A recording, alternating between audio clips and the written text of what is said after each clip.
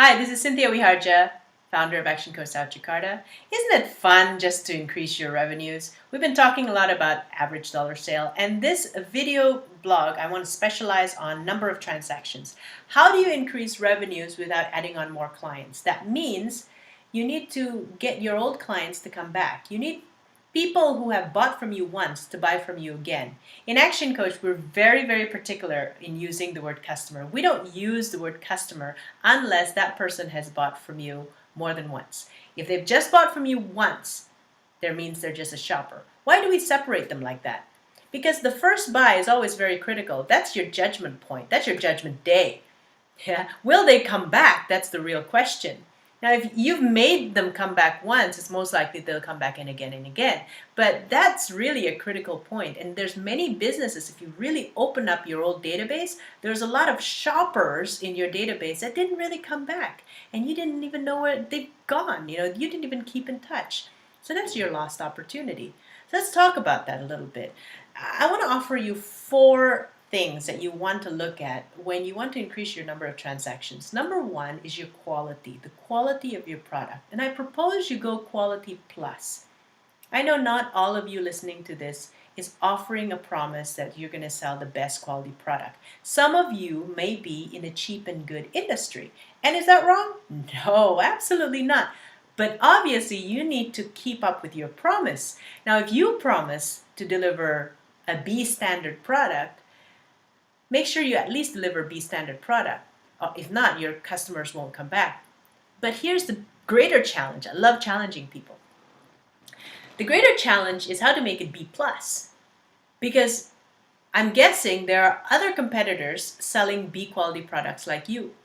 Even if you're A quality products, you're competing with other A quality products. So how do you make it B plus? You don't have to make it A.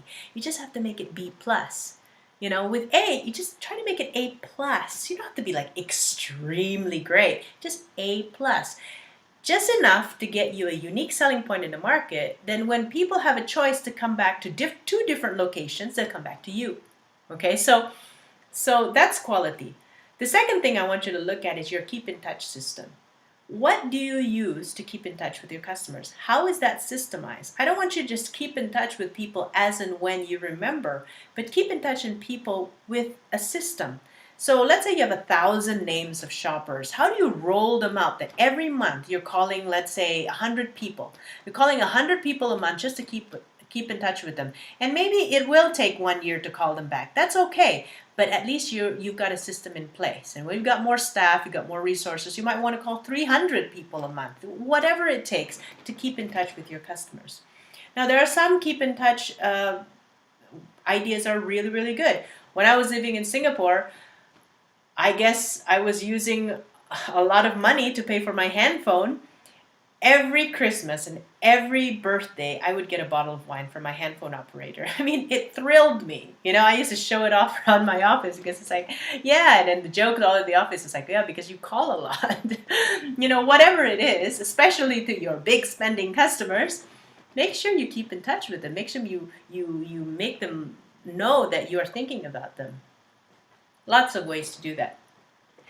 Incentives, that's your third point. What are some of the incentives you're giving to clients to make them want to come back? And incentives, I want to also offer a suggestion that you give an incentive to your staff and your team to make sure they also come up with strategies and effort to get your customers to come back. Because if you're the only one passionate about this repeat business process, it's going to be really, really slow, because if your team is not doing their job, I mean, they're the one in the front line. They're the one probably calling the customers. Hopefully it's not all just you, or else you'd be really, really busy. Okay, so incentive, 2 types. Incentives to the customers.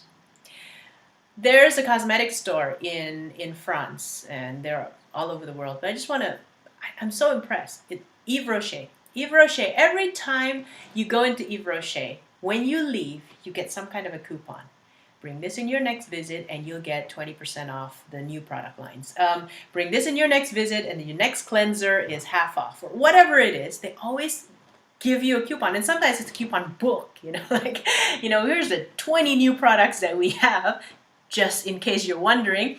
And because you have this book on the last page as a coupon. So things like that, they're very good, very, very good in getting people to come back. So they're always that incentives. The other thing is incentivizing your team, as I said. So is it in their KPI? Is repeat business in their KPI?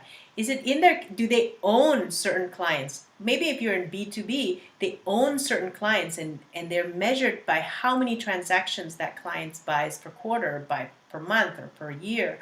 How do you track that? How do you get a team behind you to execute this process? So we've got quality, we've got keep in touch, we've got incentives. The fourth one, and the final one I want to talk to you about, is called program. I mean, how do you create a program around all this?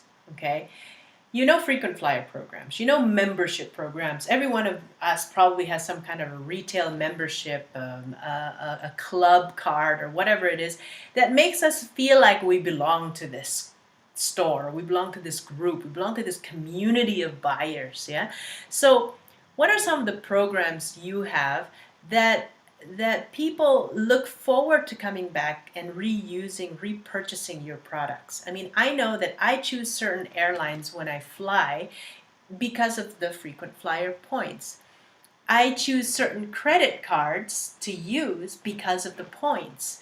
I use the same cosmetic store over and over again because they've got a great card program. Some people have those points and they give like, $1 gets you 1 point. Well, this one's like €1 gets you 10 points. They'll multiply the points by 10. It's so exciting to have like 1,000 points instead of like 100 points. Okay, so it's one of those things. I get creative on their programs. One of the things that you can also do is have special events for your customers, for your existing clients.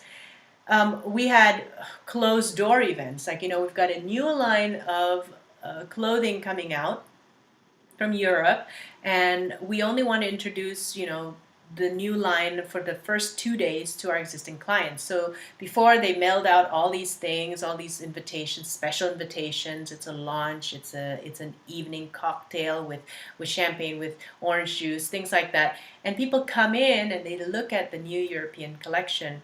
You can bring a friend, maybe just one, just limited. You've got to make it exclusive. You've got to make people say, oh, this is only for us. This is not open to the public.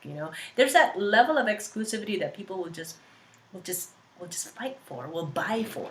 Okay, they will buy that significance, that feeling. But you've got to have a special program. What I mean by program, you've got to be able to calendarize the marketing program you're going to do to your existing clients, just like you do to your prospects. Marketing strategies need to be calendarized. It is not just, okay, in the next 3 months, we're gonna do this. Yeah, but we're gonna do this at the 20th of each month. We're gonna send this letter out. We're gonna send this email out. We're gonna have this program every 3rd week of the month. It's got to be calendarized so that you know how to make it happen, who needs to be involved, what resources, how much money you need to make it happen. You need to be able to execute this flawlessly. Okay, so quality, keep in touch, incentive, and program. 4 things to think about this week. That's a lot, but I know you can do it. And I always challenge you in the next video blog as well. So have fun executing this. Have fun thinking about it. Good luck in your business, and I will see you in the next video blog.